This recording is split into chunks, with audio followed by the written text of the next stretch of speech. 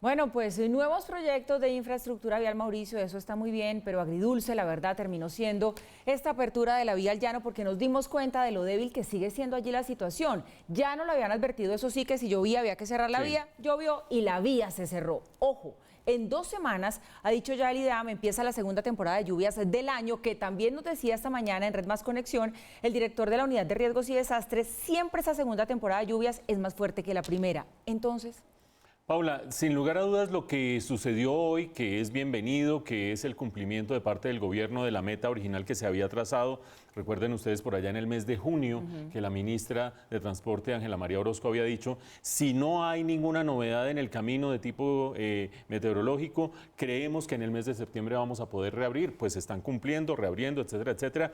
Sin embargo, no obstante el tener que destacar ese cumplimiento de parte del gobierno, hay que decir que el balance es agridulce, no solamente porque empezó a llover y tocó cerrar antes de 3 horas nuevamente la vía, y quizás eso vaya a retrasar el plan que estaba previsto para mañana, que es ya dar paso a cierto tipo de transporte público, y en unas cuantas semanas ustedes veían a la ministra también explicando bajo qué condiciones ya se daría paso al transporte particular. No solamente es agridulce por ese balance de la coyuntura, sino porque en medio de la algarabía, que lo abrieron, que no lo abrieron, que sí va a pasar y que no va a pasar, nos hemos perdido un poco un tema de fondo.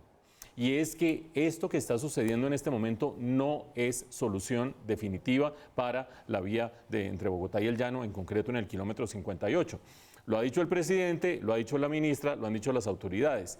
En este momento se está trabajando en distintas mesas de trabajo para identificar cuál es la solución definitiva, es así definitiva, que no es para dentro de 45 días, ni 60 días, ni nada parecido, sino para el año 2021.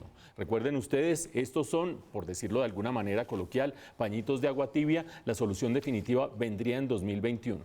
Solución definitiva consistente en que el gobierno está con las mesas de trabajo evaluando 2 escenarios. El primero de ellos, que se haga un viaducto para pasar por ese kilómetro 58, pero en el extremo opuesto a donde está pasando en este momento la carretera, para evitar justamente esa ladera donde se están dando tantos deslizamientos permanentemente. De esa manera el viaducto permitiría llegar, superar ese escollo, o si no es un viaducto, sería un túnel falso.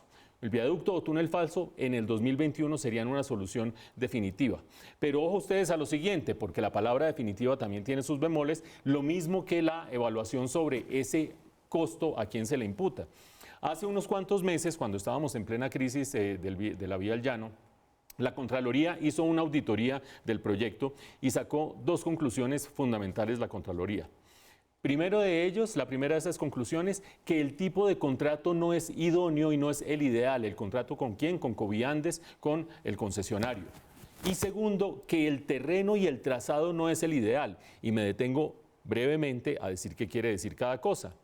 El contrato no es ideal porque, como ustedes lo han oído en este noticiero y en otros medios de comunicación, el concesionario no responde ni por cierres temporales, ni por cierres permanentes, ni por el mantenimiento de puntos críticos. La carretera está llena de puntos críticos, la carretera está llena de eventualidades y nada de eso está contemplado en el contrato. De hecho, el contrato tuvo un otro sí, más recientemente, en el que se exime por completo al concesionario de esa responsabilidad. ¿Qué quiere decir eso? Que cueste lo que cueste, la nueva solución, el viaducto o el falso túnel, lo asume el Estado porque el contrato no contempla ese tipo de mantenimiento, como tampoco mantenimientos menores que se den, no obstante, o adicionales a ese túnel o a ese viaducto. Punto número 1.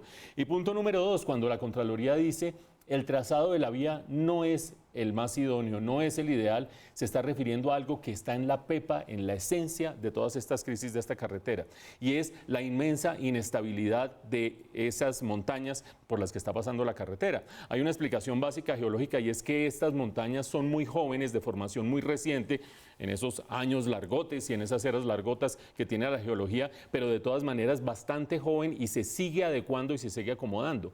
O lo que en los términos en que lo pone la Contraloría cuando dice es una zona supremamente inestable debido a condiciones sísmicas y de acomodamiento del terreno. ¿Qué quiere decir eso? Que lo que termine sucediendo en los próximos días de solución a esta crisis del kilómetro 58 nos llevará a un capítulo siguiente, que es el año 2021, que terminará pagando el Estado colombiano y nos llevará posteriormente, ojalá no, y no quiero ser ave de mal agüero, pero cuando uno sabe que está en un terreno que es tan inestable como este y que el trazado no fue el más idóneo, seguramente nos llevará a nuevas eventualidades que estaremos registrando y que ojalá no sean de esta magnitud con este impacto económico.